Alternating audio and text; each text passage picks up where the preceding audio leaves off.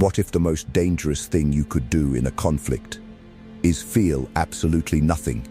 Every time you react, you give people access to your internal state, and access is the beginning of control.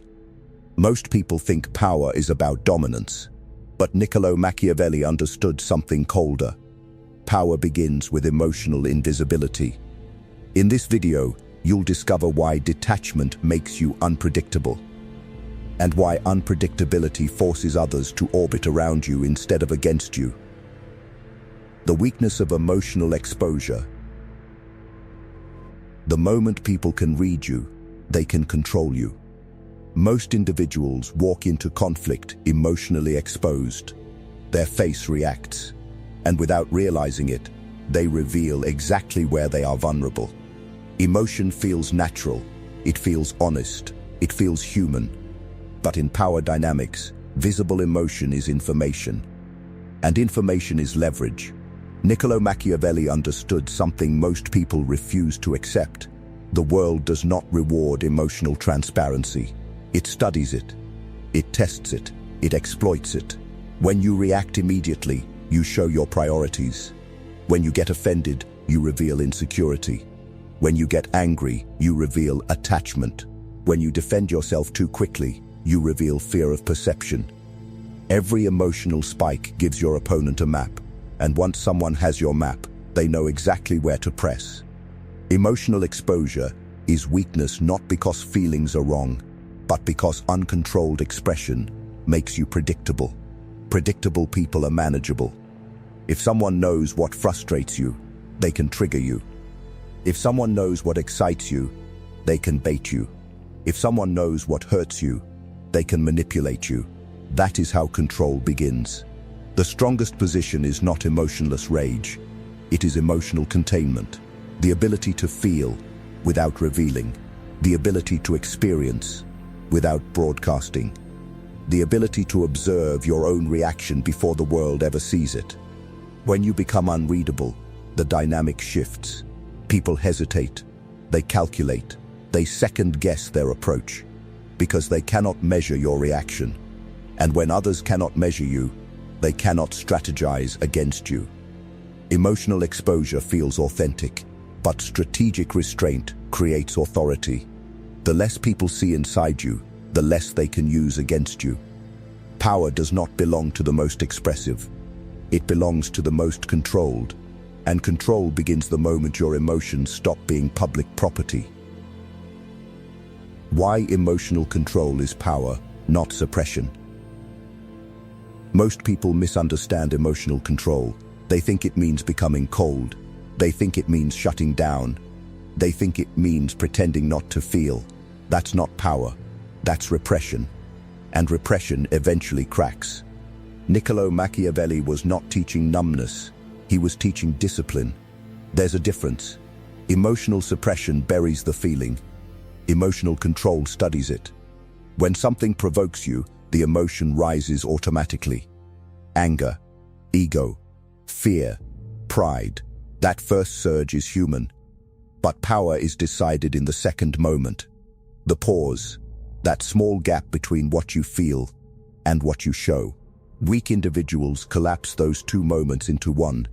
They feel and immediately react. They speak too fast. They defend too early. They escalate too quickly. Strong individuals separate them. They feel. They observe the feeling. And then they decide whether expression serves them. That decision is power. Because once you can choose your response, you are no longer controlled by stimulus. You are controlled by intention. Emotional control is not about becoming empty. It is about becoming selective. You can be angry, but you don't show it. You can be offended, but you don't react to it. You can feel pressure, but you don't leak it. And that restraint creates an invisible hierarchy. People sense it. When someone tries to provoke you and nothing breaks, they feel smaller. When someone tries to test you and nothing moves, they feel uncertain. That uncertainty gives you advantage. Emotional control protects your leverage. It keeps your motives hidden. It keeps your weaknesses unexposed. It keeps your timing intact. Suppression is fragile. Control is strategic. The goal is not to feel nothing. The goal is to never let your emotions decide your moves. Because the moment emotion decides for you, control belongs to someone else. The observer mindset. Detach before you decide. Most people live inside their reactions. Something happens, and they become the reaction. An insult becomes anger. A threat becomes panic. A challenge becomes ego. They don't see the situation. They become the situation.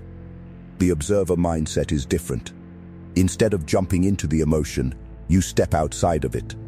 You watch your own reaction as if it belongs to someone else. You study the tension in your chest. You notice the impulse to respond.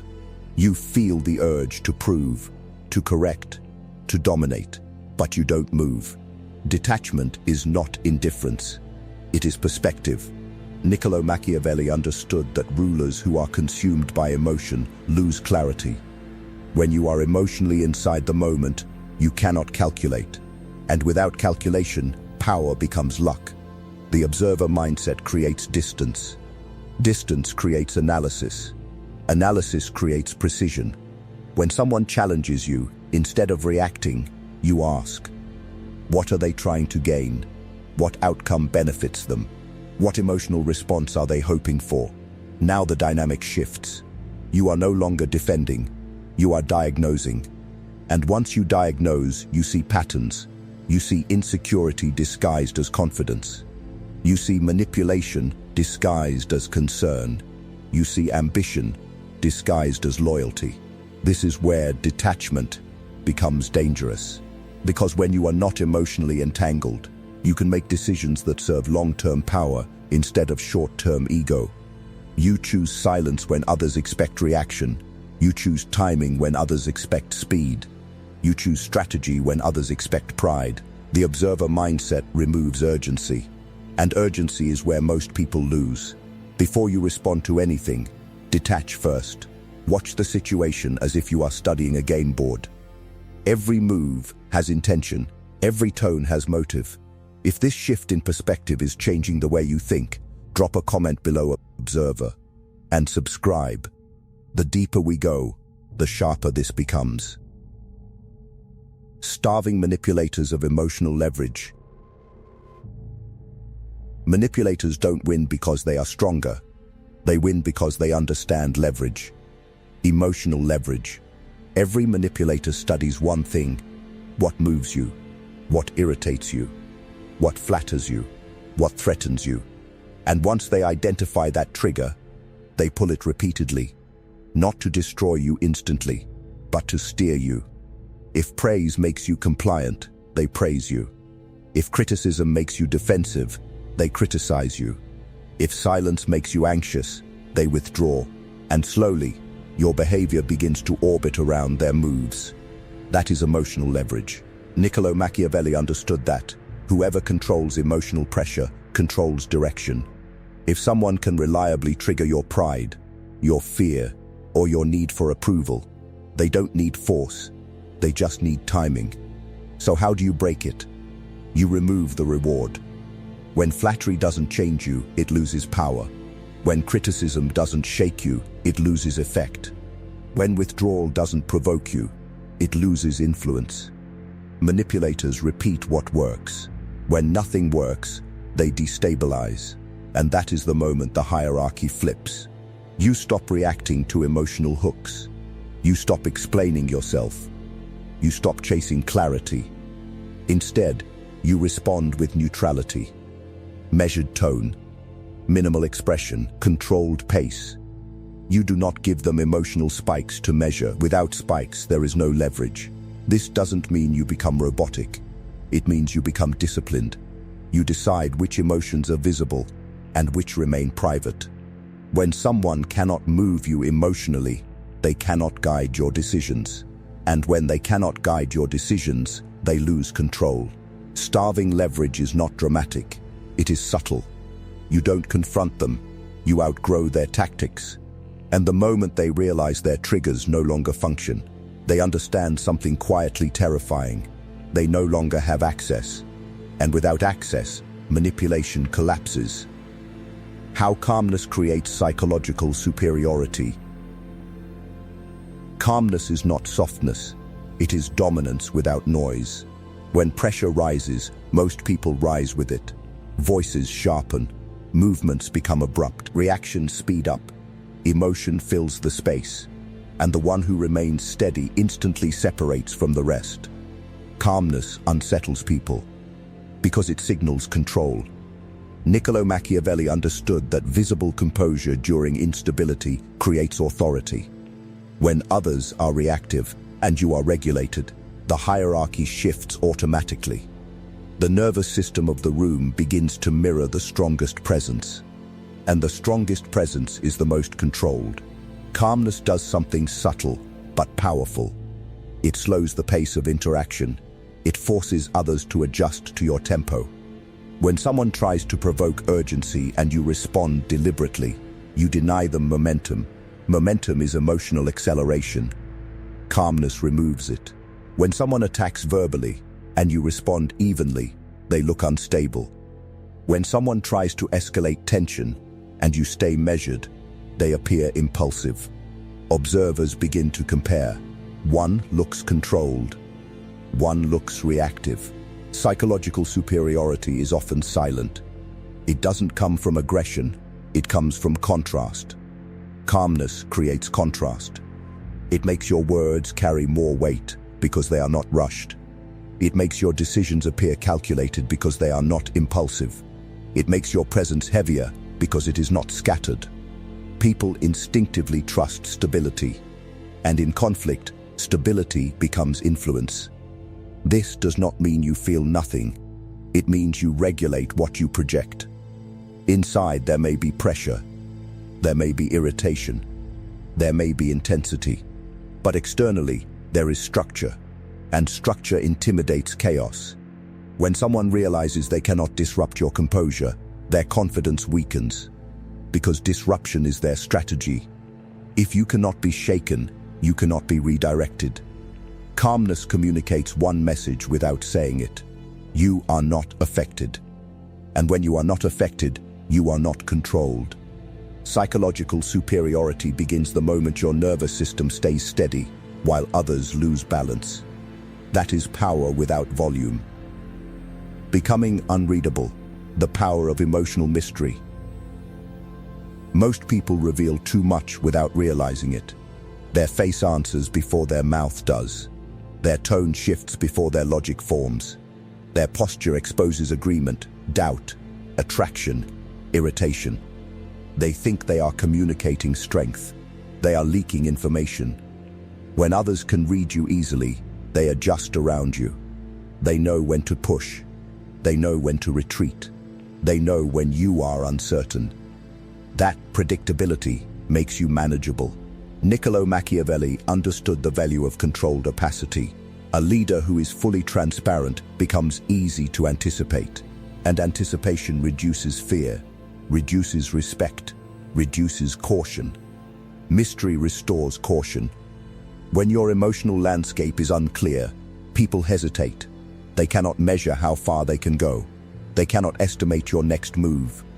They cannot tell whether you are offended, amused, analyzing, or planning. That uncertainty creates psychological pressure. You do not need to threaten anyone. You simply remove clarity. Becoming unreadable is not about acting robotic. It is about regulating expression. You respond, but minimally. You listen more than you reveal. You allow silence to sit longer than comfort expects. You stop narrating your thoughts. You stop explaining your intentions. You stop reacting instantly. And something shifts. People begin to project onto you. They start guessing. They overthink your pauses. They question their assumptions. In the absence of clear emotional signals, their imagination fills the space. Imagination is powerful, often more powerful than reality. When someone cannot read you, they become cautious. They second-guess aggressive behavior. They analyze their words more carefully. They respect the unknown more than the familiar. Emotional mystery builds gravity. It makes your presence heavier. It slows conversations down. It forces others to calculate, and calculation reduces recklessness. The more predictable you are, the easier you are to influence. The more unreadable you become, the harder you are to control. Mystery is not distance. It is strategic silence within expression. And the person who cannot be read cannot be easily moved. Strategic empathy without attachment. Empathy is powerful, but uncontrolled empathy is dangerous. Most people confuse understanding someone with emotionally attaching to them. They absorb moods, they internalize tension, they feel responsible for fixing discomfort. That is not power, that is entanglement. Niccolo Machiavelli understood human nature deeply. He studied motives, fears, desires, insecurities. But he did not become emotionally absorbed by them. He observed them. That is strategic empathy. You understand what drives someone. You understand what they fear losing. You understand what they crave most. But you do not let their emotional state dictate yours. This is where many lose control. When someone is angry, they react defensively. When someone is insecure, they overcompensate. When someone is distressed, they rush to comfort. And in doing so, they become predictable. Strategic empathy separates perception from participation. You can see their frustration without feeling destabilized. You can understand their insecurity without rescuing it. You can recognize manipulation without confronting it emotionally. This gives you leverage, because when you understand someone's internal world, you can anticipate behavior. You can predict timing. You can choose when to engage and when to withdraw. But attachment clouds that clarity. Attachment makes you want approval. Attachment makes you fear losing connection. Attachment makes you compromise structure. Strategic empathy keeps clarity intact. You listen carefully. You watch reactions. You track patterns. But your emotional core stays steady. You are not cold. You are informed. And informed detachment is powerful. When someone realizes you understand them completely, yet cannot be emotionally steered by them, something changes. They lose influence. Because influence requires emotional access. Strategic empathy closes that access. You can read the room without absorbing it. You can understand the person without becoming entangled in their chaos. That balance creates authority. You are aware. You are composed. You are unreachable. And when empathy exists without attachment, you gain insight without surrendering control. That is emotional intelligence sharpened into strategy. The cold advantage, when nothing can shake you. There is a level of control most people never reach. Not because it's impossible, but because it requires something uncomfortable, emotional insulation. When nothing shakes you, the dynamic changes permanently. Insults lose impact. Pressure loses urgency. Provocation loses reward. And the person across from you begins to feel it. The cold advantage is not about cruelty. It is about stability under pressure. It is the ability to remain centered while others attempt to disturb your balance. Niccolo Machiavelli believed that fear combined with consistency creates order. When people realize their actions cannot destabilize you, they stop trying to destabilize you, because chaos only works against instability. Most conflicts escalate because someone reacts. One person pushes, the other responds emotionally. The temperature rises, the cycle feeds itself. But when one side remains unmovable, the cycle collapses. You don't argue louder. You don't defend harder. You don't justify yourself repeatedly. You remain steady. And steady people become anchors. The cold advantage creates psychological friction. Others begin to question their own behavior. They expect emotional feedback. They expect resistance. They expect visible discomfort. When none appears, their confidence weakens. They begin to doubt their influence. That doubt is power shifting. This level of composure does not mean you suppress emotion. It means you regulate exposure. Internally, you may feel intensity. Externally, you project structure. That structure communicates one message clearly. You cannot be rattled. When someone knows they cannot disturb you, they lose their leverage. Their strategies become ineffective, their pressure feels pointless, and over time they adjust. Because humans instinctively respect what they cannot move. The cold advantage makes you difficult to provoke, difficult to manipulate, difficult to destabilize. And difficulty creates authority.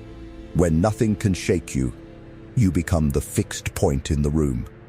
And power gravitates toward the fixed point. That is the final level. Unshaken, unmoved, uncontrolled. You've just stepped into a level most people never reach. When you stop reacting impulsively. When you stop exposing every feeling. When you stop allowing others to steer your internal state. Something changes. You stop being managed. You start being respected. This isn't about becoming heartless. It's about becoming deliberate. It's about choosing when to feel, when to express, and when to remain unreadable. That is the difference between emotional survival and psychological dominance. If this shifted your perspective, type the word control in the comments below. I want to see who's ready to operate at this level. Make sure you like this video if it sharpened your mindset. And if you're serious about mastering emotional discipline and psychological power, hit subscribe, because the next lessons go even deeper.